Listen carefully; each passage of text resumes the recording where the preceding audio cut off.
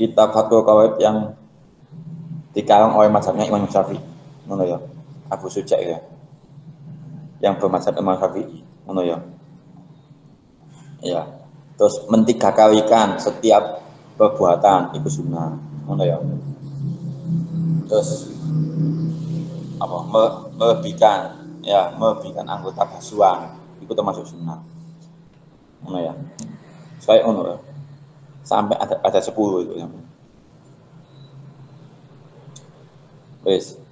Selanjutkan. Wan Utsman sahabat saking Sayyidina Utsman radhiyallahu an. Ya huwa Amirul Mukminin Utsman bin Affan al-Amu al-Qursi Quraisy aslamu fi awal Islam wa hijau fi Habasa. Jadi sahabat Utsman iku pernah hijrah di Habasi. Jadi sebelum Islam itu hijrah di Madinah, umat Islam itu hijrah di Madinah, itu sebagian sudah ada yang hijrah di Habasi. Habasi itu Ethiopia, daerah Ethiopia. Itu ya. Kalau zaman dulu, zaman Nabi, itu kekuatan dunia ketiga Habasi itu. Nek saiki kekuatan dunia Amerika Rusia itu kan ya, ke satu kedua Amerika Rusia. Dulu zamannya Nabi kekuatan dunia itu pertama itu Persia, kedua Romawi, ketiga Habasi. Iku sing raja-raja sing nguasain dunia itu. Cuma Habasi pada waktu itu sudah mendukung Islam. Meskipun banyak apa itu? Rakyatnya sing gak setuju dengan Islam, tapi Raja Habasi itu sudah Islam. Beliau menyembunyikan Islami ya agar tidak terjadi pertikaian pada rakyat itu. Penasihat-penasihat itu akhirnya yang nggak setuju sama Islam itu. Tapi Raja Habasi itu Islam. Sejak Islam datang ya termasuk Singgowo itu termasuk Sayyidina Utsman ini termasuk misalnya Nabi ku siapa sih? Ja'far As-Shadiq, Ja'far Siddiq bin Abu Thalib. Mbok adike mbok Mas Ali bin Abi Thalib pokoke duwe Ali ya ngono ya. Ja'far Shadiq iku ya. Iku wis nuduhno kebenaran Islam melalui surat Maryam. Jadi diwacana surat Maryam ambek Ja'far Shadiq terus Raja Habasi iku oh ternyata cerita yang sebenarnya dari cerita Maryam itu seperti ini ngono. Iku akhirnya apa ya terbuka hatinya masuk Islam. Hanya saja Islamnya pada waktu itu disembunyikan agar tidak terjadi pertikaian rakyat. Soalnya ketika di voting kebanyakan mereka banyak yang menolak Islam, menolak. Padahal seorang raja dia tidak berani mengumumkan keislamannya agar rakyatnya tidak ada pertikaian karena pada waktu itu banyak yang tidak setuju dengan Islam. Jadi raja itu menyembunyikan keislamannya. Ngono, kayak ngono. Nglindungi wong Islam akeh iku, mak sing termasuk Abu Salamah. Jadi sebelum hijrah nang Madinah iku wong Islam selama 13 tahun nak disiksa tau seneng Mekah iku. Sebagian ono sing gak kuat, ambek Nabi dikon hijrah nang Raja Habasi mau. Ngono. Ngono ya. Utsman bin Affan iki termasuk mantune Nabi. Makne dapat gelar Zunurain, ya, pemilik dua cahaya. Kenapa dia disebut sebagai pemilik dua cahaya? Karena Sayyidina Utsman ini menikah dengan putrinya Nabi. Ya, yang pertama dengan Ruqayyah. Ketika Ruqayyah meninggal dunia, menikah lagi dengan Ummi Kulsum. Ya. Terus sampai on hadis bahwa seandainya aku masih punya anak lagi, akan aku nikahkan lagi dengan kamu. Sampai anak perintah bahwa wahai kaum muslimin, siapa yang punya anak perempuan nikahkanlah dengan Utsman bin Affan karena ini sebaik-baiknya suami. Zunuroy, pemilik dua cahaya. Sahabat Utsman bin Affan itu. Jadi salah satu penyebab beliau mudah untuk masuk surga itu karena kekayaannya, karena termasuk Abdurrahman bin Auf. Jadi sahabat yang surga itu termasuk Abu Bakar As-Siddiq, Abdurrahman bin Auf, Utsman bin Affan. Mana? Itu sing surga, sing surga nemen lah. Ya, pol sogene iku, sak sogi-sogine iku. Nyumbang perang tabuk iku paling akeh. Sahabat Utsman itu. Perang tabuk itu. Pas Rasulullah mobilisasi dana itu, kita perang kekurangan dana. Siapa di antara kalian yang mau menyumbang? Ngono ya. Iku kabeh sahabat iku, semuanya sahabat, 30.000 sahabat yang akan perang ikut Rasul, iku semuanya nyumbang. Mulai dari yang paling kaya sampai yang paling miskin nyumbang. Artinya apa, Pak? Minimal mereka ikut nyumbang iku ya iso digaya awake dhewe. Gak iku apa? Mempersulit orang lain ngono. Minimal iso gawe awake dhewe gawe apa ya? Kebutuhannya awake dhewe ngono. Nyumbang. Ngono ya. Jadi sing paling miskin iku yo sampai diberani kerja nang nimbakno sumuwe wong Yahudi. Satu hari semalam dia dapat 2 sok kurma. 2 sok kurma. Satu sok iku sak zakat fitrah iku, 4 mut iku. Ya, 4 mut itu. Itu satu sok. Ya, 4 mut. Wong kilo setengah sak mono. Dhek oleh wong sok nimbakno sumur isuk sampai bengi, oleh wong dibayar wong sok ambek ambek wong Yahudi mau. Nek wong sok saiki misale anggapan sak kilo beras 10.000. Berarti 5 kilo. 50.000. Jadi satu sok yang pertama itu disumbangno Nabi, satu sok yang kedua dikekno keluarga. Sampai kayak ngono. Wong munafik iku bagian nyuwakno tok, gak gelem nyumbang bagian nyuwakno tok. Mana aja sampai kayak wong munafik, bagian nyuwakno tok. Wong sing nyumbang titik diwakno. Bisa apa kamu nyumbang dengan segini kok? Diwakno ngono. Wong sing nyumbang akeh diwakno pisan. Wah iki mesti iya iki nyumbang akeh-akeh didudunno. Karena repot kan. Ngono wong dhewe wong munafik kayak ngono. Jadi nek nyumbang titik diwakno, nyumbang akeh ya diwakno. Iku penggawean wong munafik. Jika nyumbang gak gelem. Ya. Jadi sahabat Utsman itu nyumbang amal itu 10 ekor kuda plus perlengkapan perang ngono. Masih kurang ada yang mau nyumbang lagi terus Utsman mengatakan saya tambah lagi ya Rasul 10 ekor kuda plus perlengkapan perang terus sampai 100 masih kurang ada yang nambah lagi ngono. Kuda saya tinggal 4 ya Rasul. Saya tambahkan 6 unta plus perlengkapan perang ngono sampai sama ngono. Utsman. Bayang jalan satu jalan plus sak perlengkapan perang. Berarti piye mau? 110. 104 iku kudae, 6 iku unta. Sak ngono, satu anggap 110 lah. Sak jalan anggapan regane 30 juta saiki yo. Sak ngono. Nek 30 juta ping 110 wis hitung.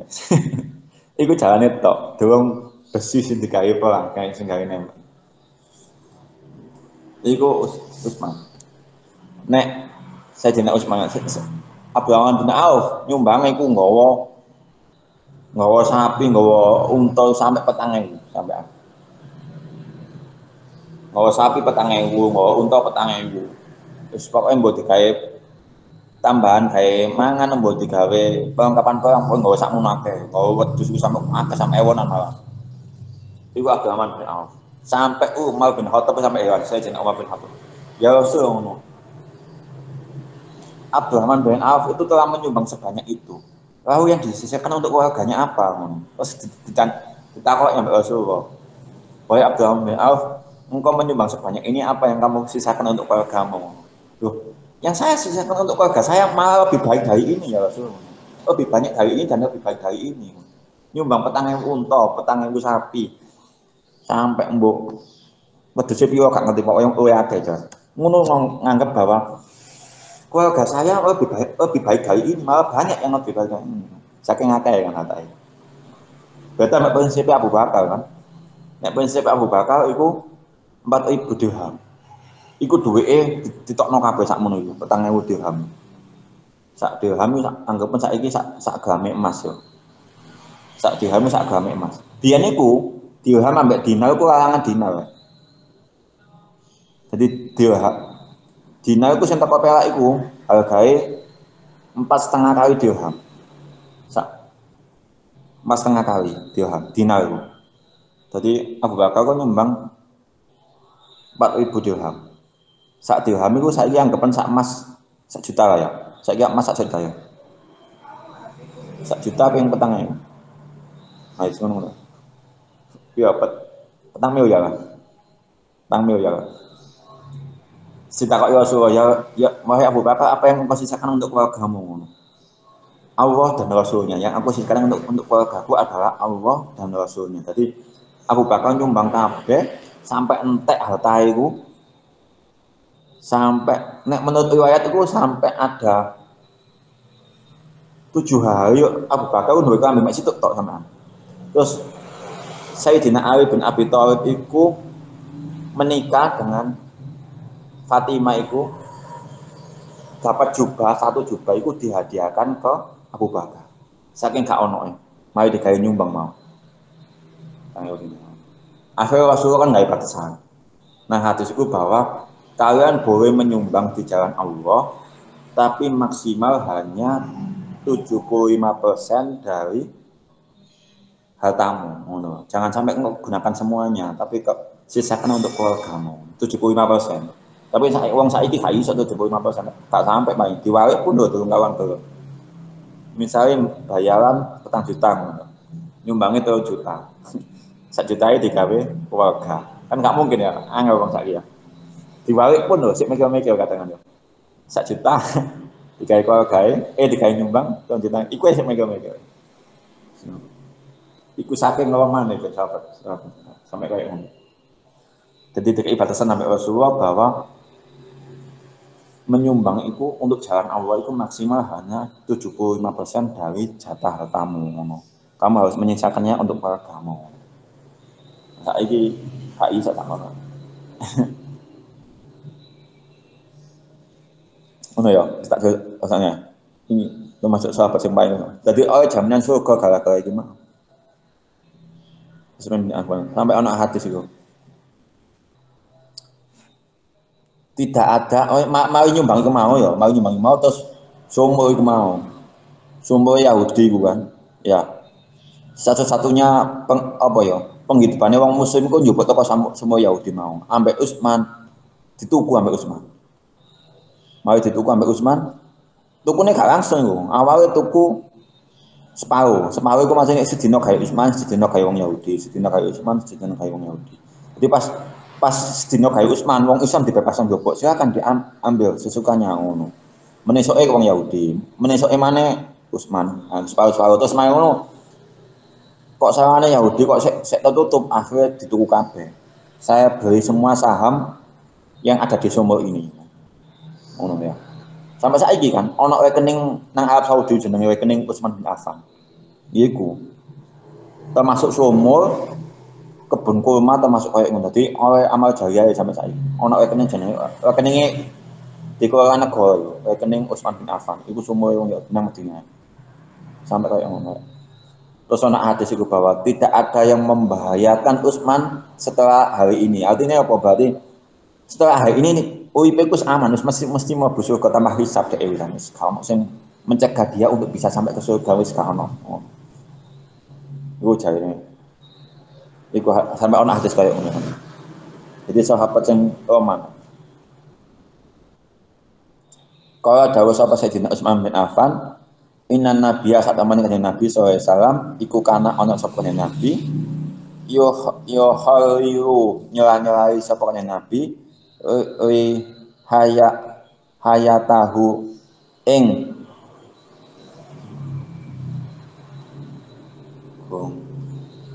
jenggote kan Nabi fi wudu'i ing dalam wudu.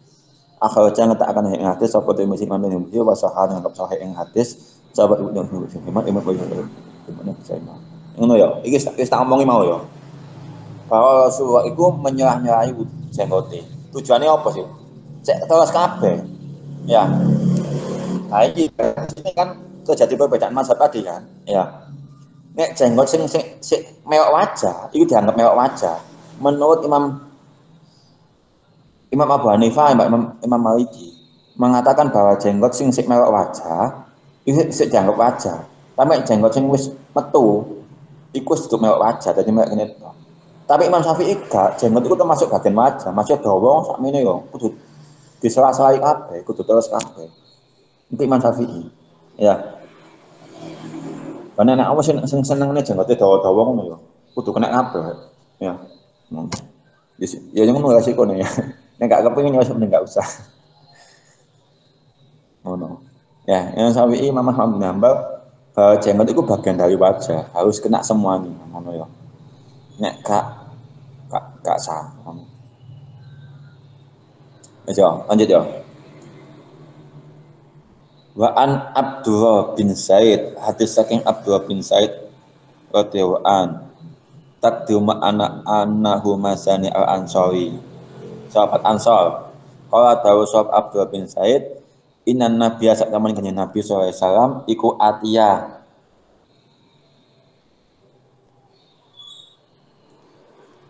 dan parane sapa kanjeng Nabi ditekani sapa kanjeng Nabi bisu Sayyimuddin kelawan susai kepio 23. Oh sepertiga mut. Faja'ala mongko ndadekaken sapa Nabi yat uku ing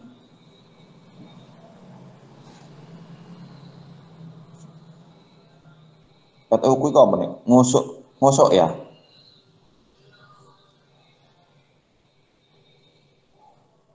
Yat yat uku iku apa nih? Ngosok dia aihi ing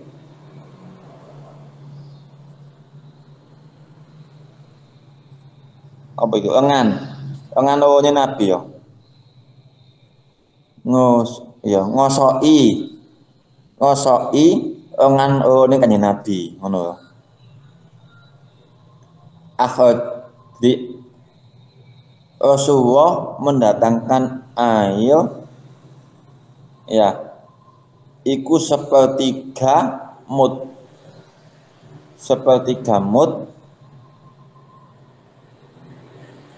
dan membasuhnya dengan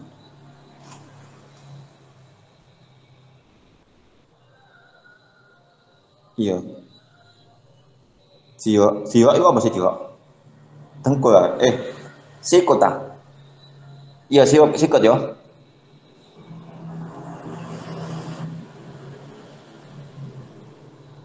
sikat oleh Nabi. Jadi sepertiga yang dibasuh oleh Nabi itu dari sepertiga air.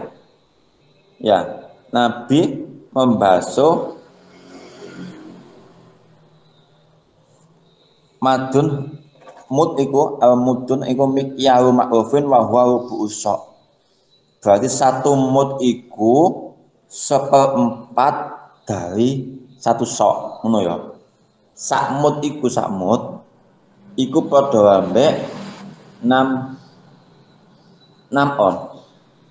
6,5 on. Ono sing ngomong 6 on, ono sing 6,5 on. Nek 6 on kali papat itu jadi sak sok. Berarti 2 kilo petang on. 2 kilo petang on. Sakmono ya. Asline batas minimal zakat fitrah kan sakmono. 2 kilo petang on. Asline batas minimal sakmono. Tapi kan macam-macam penafsirannya. Ono sing ngomong 6,5. 6,5 tadi 2 kilo setengah. 2,55. Ngono ya, sakmono. Wis. Jadi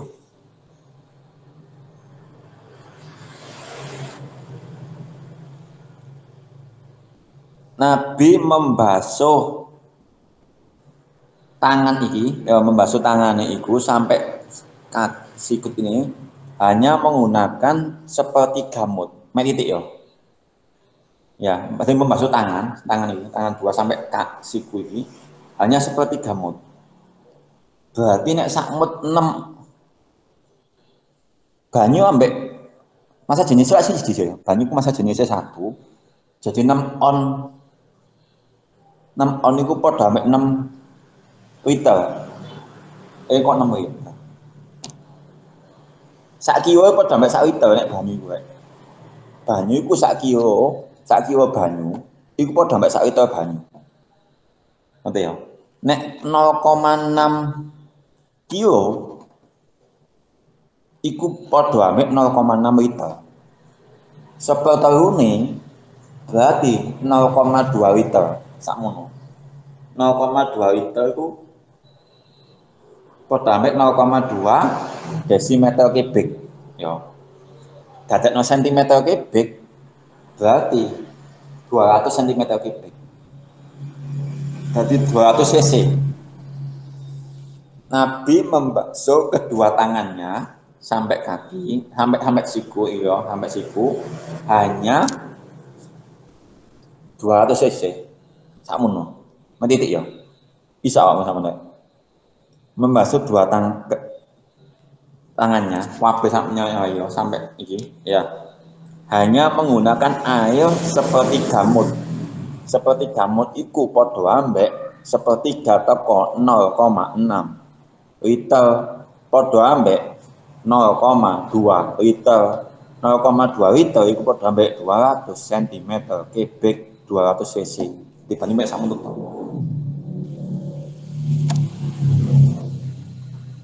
iya sak mun 0,2 liter. Iya sak mun.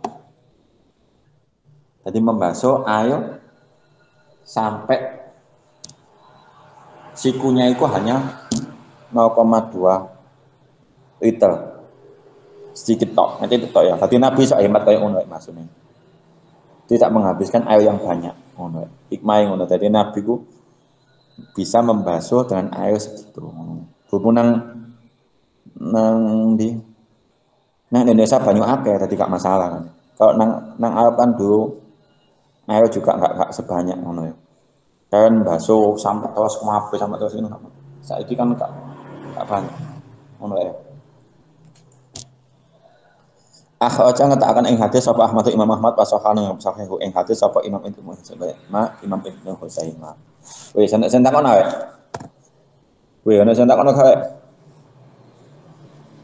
Sing masalah wudu pas poso niku napa ya, Pak? Kan jare ono sing lek koyo poso iku gak oleh apa berkumur ta apa niku bedane ya dan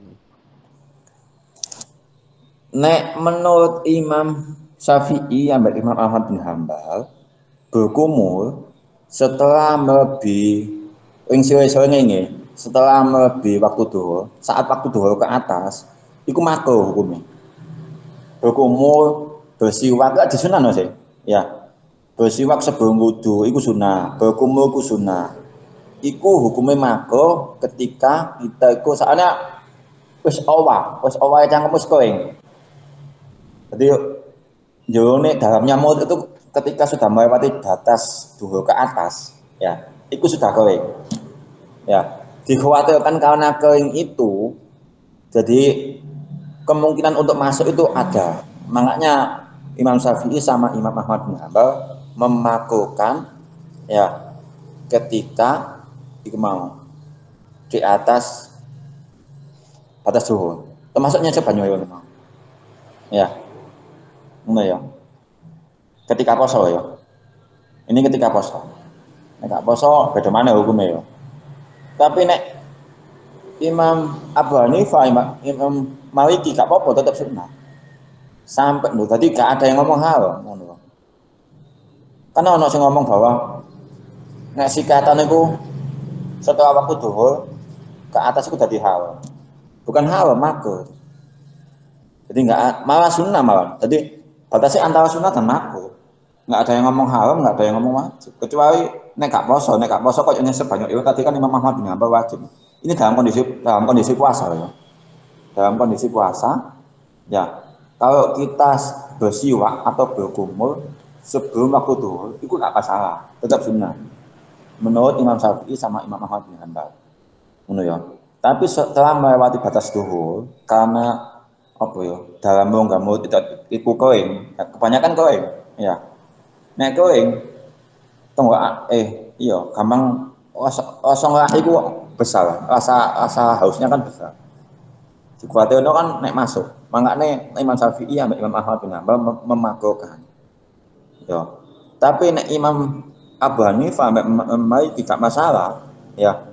Bahkan kita bersiwakan saat poso, gak masalah ya.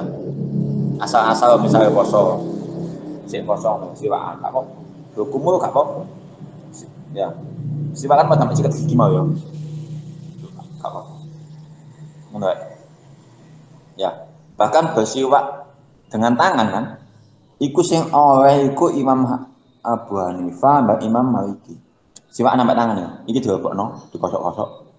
Iku iso fungsi sebagai siwak. Nek gak duwe siwak, gak duwe sikat gigi. Iku nggak tangan. Saking sunai. Iku gak apa-apa. Tapi Imam Syafi'i gak boleh. Ya, gak boleh. Ngono ya. Harus dengan benda yang keras, gak boleh pakai sari. Hukum siwak ini. Gak boleh itu bukan berarti haram ya, cuma pokoknya gak boleh ngono. Ya. Ngono ya. Batasnya waktu duhur itu. Jadi perbedaan pendapat antara kalangan mazhab itu batasnya adalah ketika waktu duhur, sore-sore ini. Ngono ya. Kalau kita bisa menjaga agar airnya nggak masuk dalam itu, ya kalau. Jadi beda ya. Kita bisa menjaga, terus tiba-tiba teledor, ono sing kekentik, itu beda. Beda dengan kita yang nggak bisa jaga, itu beda ya. Ya. Kalau kita yakin dan sudah terbiasa untuk menjaga agar air itu nggak masuk ketika puasa, itu nggak masalah. Tapi kalau kita masih nggak yakin kalau kita bisa menjaga air itu masuk, lebih baik jangan tinggalkan. Ya kalau kita bisa menjaga agar air itu nggak bisa masuk, ketika kita berkumur, ketika kita siwakan atau sikat gigi, nah terus tiba-tiba kok luput luput, itu gak masalah, titik luput itu berarti dimaklum, ya. Nanti ya, beda kondisinya ya. Kondisi ketika kita yakin kita sudah bisa terbiasa untuk menjaga agar air saat berkumur atau saat bersikat gigi itu nggak masuk ke dalam iki tubuh kita, dalam kerongkongan kita ini ya.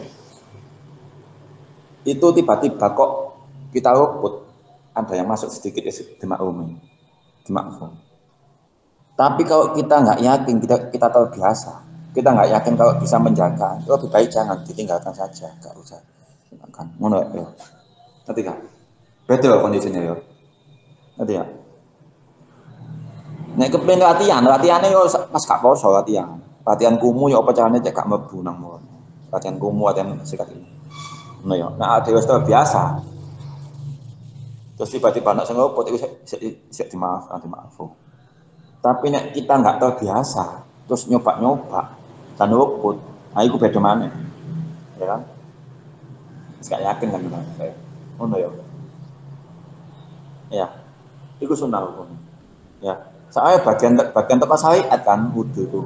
Kecuali kalau kita main-main, aslinya kalau kita puasa, apa ya, lihat dewi ini, selama air itu gak sampai masuk ke kerongkongan, cuma di lidah saja itu boleh. Misalnya mau nyirati es, ngono ya nyirati es, ya, nah itu selama gak masuk, itu gak apa-apa. Tapi itu kan doinan ya. Kalau kita main-main misalnya nyirati es, tiba gak sengaja ono bedek, ya, pas nyirati es ini, ono bedek, langsung kelelekan es, nah itu batal. Soalnya dia doinan kan, nanti ya, itu batal. Utawa dewe ya nginjik duinan ngono ya, duinan kayak mau ya, duinan pas wudu apa sakwise wudu duinan ya, duinan ngene es mau ya, terus mau ngono ngincak kucing ya, terus ke kena itu batal soalnya duinan kan, ngerti ya. Meskipun kalau kane gak sengaja, gara-gara ono iku mau ono project ta gara-gara nginjaki kucing mau kan.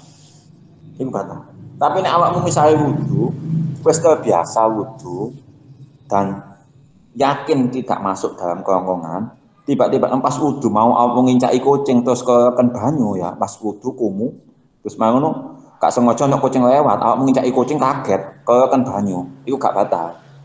Ngono lho. Soalnya kondisinya awakmu wis terbiasa dan sudah ahli. Nek ana putih wis gak batal. Ngono lho. Ngerti ya beda ya. Ya, beda awakmu donan es mau ya. Awakmu donan es ini anak kan sik durung batal. Tiba nono bodek esmu mlebu kan es kon. Nah, iku batal. Soalnya awakmu doinan, ya kan? Saya ngono ya, hukumnya ngono. Ngerti ya, Nek? Iwak ki. Heeh. Terus ana kok mana? Tak kok ngomong seru iki. Nek hukum ngerti perbedaan mazhab enak wae. Jadi awakmu gak gampang nyalahno wong, ngono ya. Soalnya ketika kamu berada di dalam kondisi yang bukan daerahmu, ya mesti awakmu jadi masalah ini. Yang awakmu gak bermasalah. Atau ada orang lain yang melakukan bukan sesuai dengan di orang lain dari negara yang lain misalnya, terus masuk ke negara kita, tiba-tiba wudhunya kok beda. Ada ini gak apa langsung nyala no, kan?